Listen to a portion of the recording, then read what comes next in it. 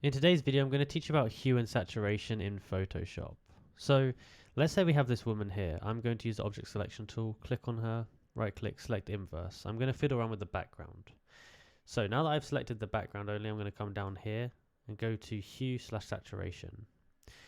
Now, first of all, we want to click this button here. If we click this button, it's going to link it to this layer only, meaning other layers will not be affected by this hue/saturation.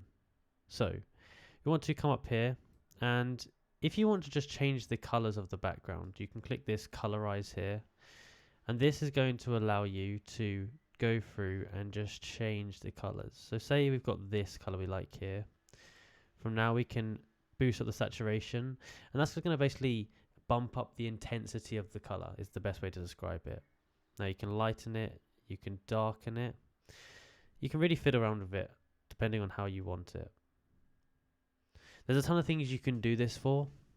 You can use this for changing hair color, changing the color of clothing, changing the color of anything really. There's also other ways to change the color of things, but this is one good way to do it. It's also a good way to boost different colors that you might want to boost if you want to make an eye-catching thumbnail, for example.